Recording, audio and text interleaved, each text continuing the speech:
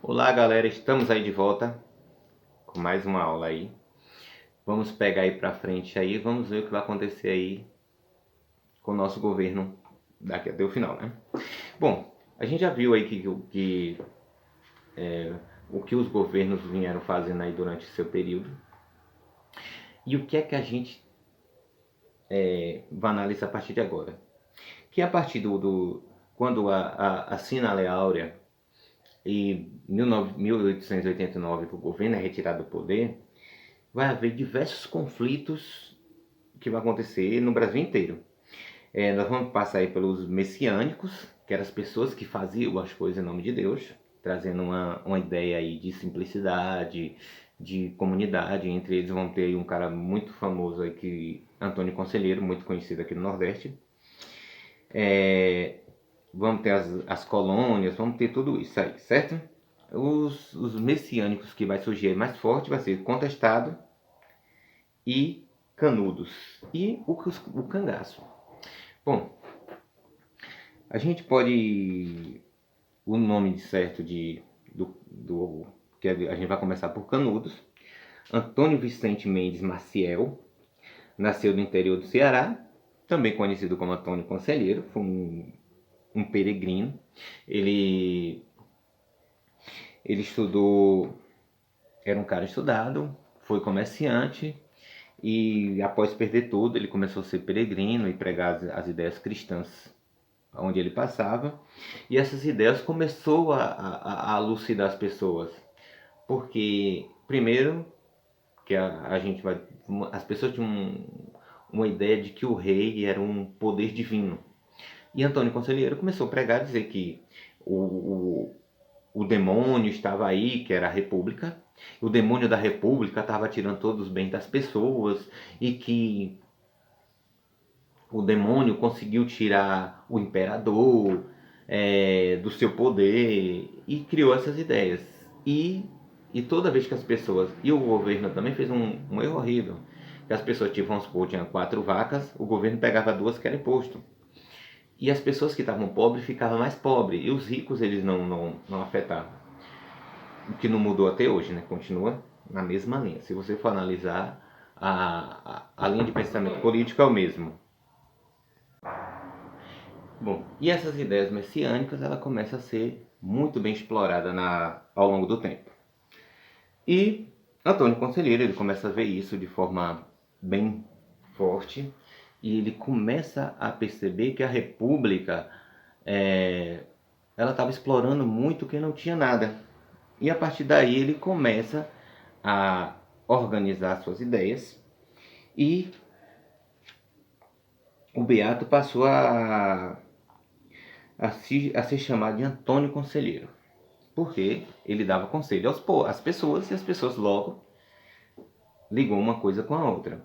Os camponeses seguiam Antônio Conselheiro para uma raia chamada Canudos, que até então Antônio Conselheiro dizia que era a terra prometida, que foi prometida por Deus, ele peregrinando, até que ele chegou na determinada área, botou sua cruz no chão e disse que ali seria o lugar indicado por Deus.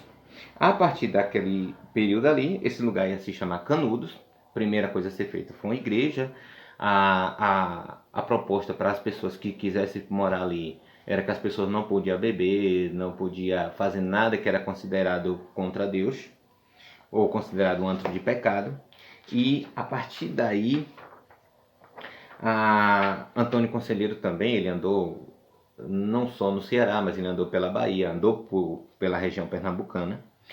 E só que isso começou a afetar pessoas muito importantes. Imagina aí que a ideia de um cara, aparentemente um Zé Ninguém da Silva, começa a afetar pessoas muito importantes. Analisa só.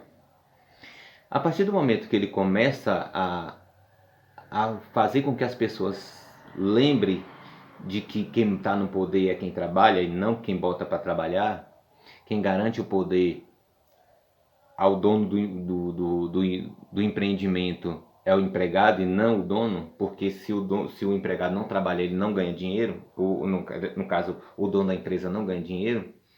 E Antônio Conselheiro começou a fazer as pessoas verem isso.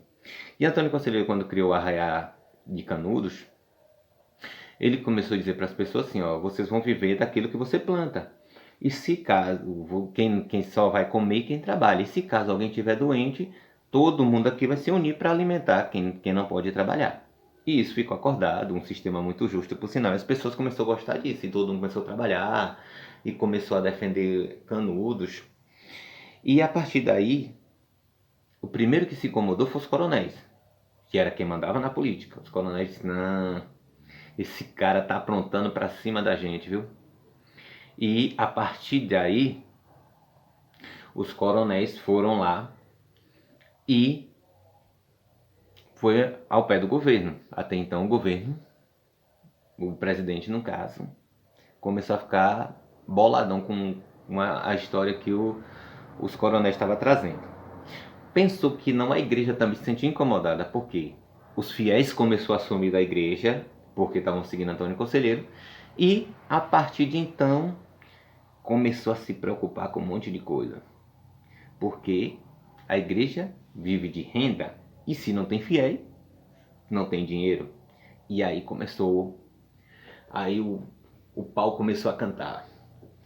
O presidente se sentindo ameaçado também por Antônio Conselheiro, porque Antônio Conselheiro já tinha afetado dois grupos de imediato, assim, muito importante, que eram os coronéis e a igreja. E o presidente se sentindo ameaçado, começou a dizer que Antônio Conselheiro estava agindo contra a República, e se ele era contra a República, era contra o povo, e se era contra o povo, ele tinha que ser preso. Claro que a ideia não era prender. Ele tinha que ser preso. E a partir dessa ideia do você tem que ser preso, começou a surgir aí,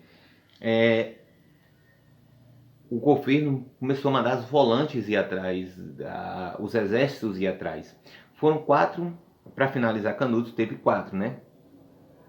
O primeiro não foi bem sucedido, o segundo não foi bem sucedido, o terceiro tinha um general chamado Corta-Cabeça, que fez parte do segundo, o nome dele era Corta-Cabeça, o nome dele de verdade eu não me lembro, não me recordo aqui.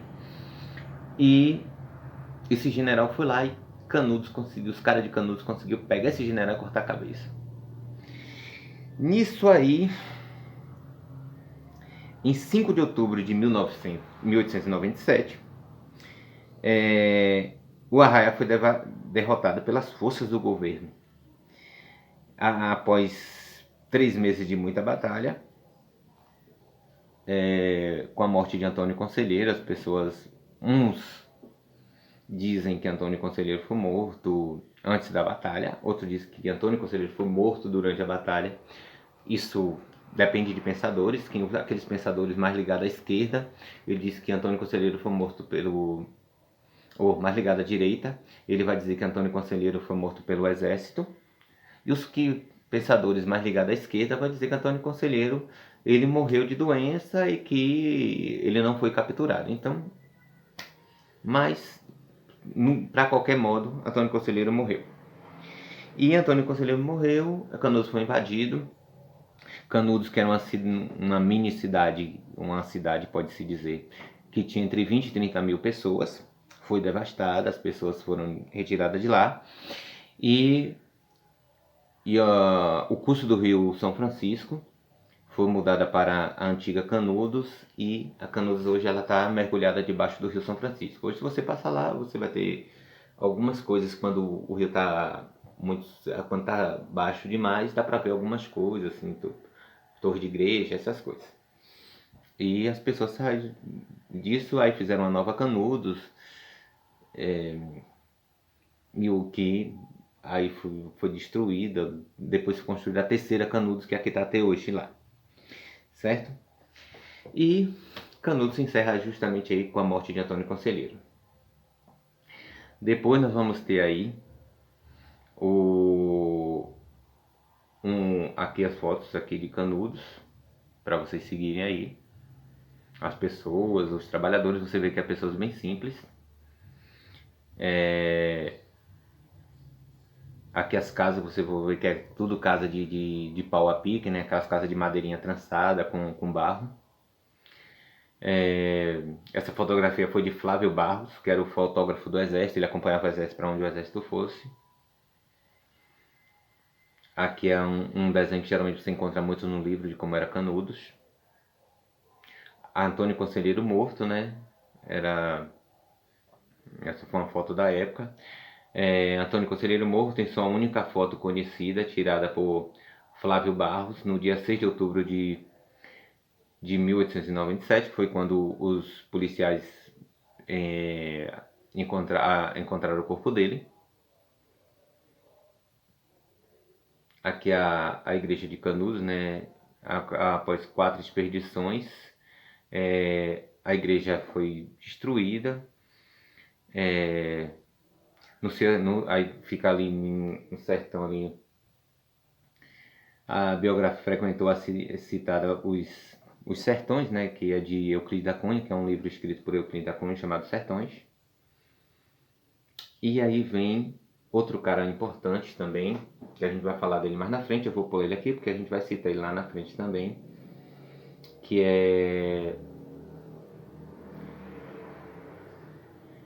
é o Padre Cícero.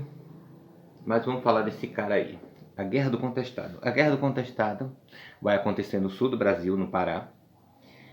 Na época o Pará era uma região ali próxima a Santa Catarina, então tinha ali um atrito muito grande.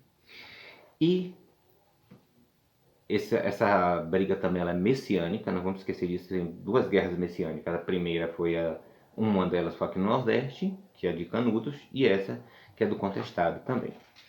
Bom, entre elas vamos ter aí uma região disputada judicialmente, porque as pessoas que eram desempregadas elas não podiam voltar para seus locais de trabalho e as pessoas que tinham que dominava esse povo o povo começou a passar fome, começou a passar necessidade e veio aí a questão dos trabalhadores, então toda uma série de situações e gerou aí um sério conflito a causa da exploração dos camponeses, concessão de terras de benefício de empresas inglesas, americanas que aprovaram a expulsão dos pequenos camponeses. Então começou a expulsar o povo começou a ficar revoltado e começou a brigar por isso. A origem do nome, a região do Contestado, entra em contexto porque ficava entre Santa Catarina e Paraná. Então ela ficava ali, o povo era no meio ali, praticamente na divisa. E assim como Canudos, as pessoas do Contestado, ela foi violentamente mortas. E como isso aconteceu? Os Contestados começou a ir em busca dos seus direitos. Eles queriam o direito. E um cara conhecido como José Maria abarcou essa ideia. E quando foi em 1912, o governo estadual e federal se converteu ao conflito. Então o governo entrou no conflito e a partir daí o povo começou a sofrer. A cidade situada hoje onde é de Santa Catarina. E as crenças religiosas começou a se fazer forte, porque ele pregava para o povo que seguia ele, que dizia assim, que a cidade era santa e que os seus seguidores tinham direito à entrada no céu. E a partir daí as pessoas começaram a seguir sem medo, tipo assim, quem morresse na guerra estava com a licença liberada para o céu. E as pessoas acreditando nisso morreu mais de 20 mil pessoas. E no final, a Guerra do Contestado se deu ao fim com mais uma morte do líder José Maria também. E o povo foi violentamente massacrado. Aqui a gente tem aqui as fotos. É só uma passada assim porque eu estou acompanhando aqui o livro, aqui é a localidade. Nesse vermelho aí onde ficava o Contestado. Você pode ver que fica entre Pará e Santa Catarina. Que também ficou conhecida essa região como a Cidade Santa, justamente pelo fato de ser uma cidade messiânica. Aí as pessoas aí que lutavam contra o governo. E outro cara. E para vocês, Lampião ele é o quê? Herói ou bandido? Para muitas pessoas ele é herói, considerado Robin Hood do Nordeste. E para outras pessoas, considerado um bandido terrível que matou muita gente. Lampião era um um cara que era trabalhador rural e ao ver sua família sendo violentada na sua frente, morta e violentada, ele resolveu seguir um bando de cangaceiro. Com o tempo ele conseguiu criar seu próprio bando e a partir desse bando ele ficou muito famoso pela sua forma como ele lidava com as pessoas que eram considerados traidores. A partir daí ele foi lá para Sergipe, onde cuidou da situação como ele achava que dava. Seu nome certo era Virgulino Ferreira da Silva, conhecido também vulgo Lampião, onde sequestrou uma menina que na época acho que tinha em torno de uns 14, 15 anos, que é Maria Bonita, que foi então sua mulher, apaixonadíssima, louca por ele. E Lampião ele se tornou o herói do povo porque, como o coronel explorava a população pobre, ele ia lá e explorava os coronéis. Entre esses coronéis, um cara que ele trabalhava para essa pessoa era o padre Cícero, que pedia serviços a Lampião quando ele necessitava de algum favor de Lampião. Então, a partir disso aí, Virgulino Ferreira da Silva, o vulgo Lampião, foi ao Nordeste, conseguiu fazer, aqui no Nordeste, conseguia ir lá explorar os fazendeiros, enfim, até que chegou um tempo que o governo disse: rapaz, esse cara tá sendo famoso demais, bora tesourar esse rapaz. E botou a Volante para cima dele. E a Volante começou a ir atrás dele, começou a ir atrás. E nesse meio tempo, o que aconteceu? O Robin Hood nordestino foi morto. E após sua morte, ele foi num lugar chamado Angico. As pessoas chegaram lá e montaram, tentaram pegar ele algumas vezes, nunca conseguiram. Quando foi dessa vez, estava ele, Maria Bonita e alguns cangaceiros, e a Volante conseguiu pegar ele e matou ele, Maria Bonita e alguns cangaceiros. Pegaram suas cabeças, colocaram na entrada na praça pública para dar exemplo aos outros cangaceiros. E praticamente o cangaço ele vai durar de 1890 até 1940. Após a morte de Lampião, alguns ainda conseguiu ficar um bom tempo. E depois, claro, né? Como tudo, houve um fim, a morte de Lampião, Purisco, entre outros aí. Bom, gente, caso vocês queiram um pouquinho mais sobre isso, isso aí é um assunto, tô falando do jeito que tá com o livro aqui, como eu disse, estou fazendo para uma turma, uma determinada turma. Não é uma coisa assim para um ensino médio, para algo mais avançado, mas depois eu pretendo fazer algo melhor aí futuramente, certo? É meu primeiro dia hoje, então espero que vocês tenham curtido aí tudo isso aí. E aqui nós temos, só um segundinho aí, todos vocês. Temos aí uma atividadezinha aí que creio que você já deve ter começado a fazer. Acho que aqui nós já estamos aqui com ela aqui, pronto. Essa atividade que mais tarde eu respondo com vocês, ok? Beleza? E provavelmente amanhã eu respondo com vocês. Tchau!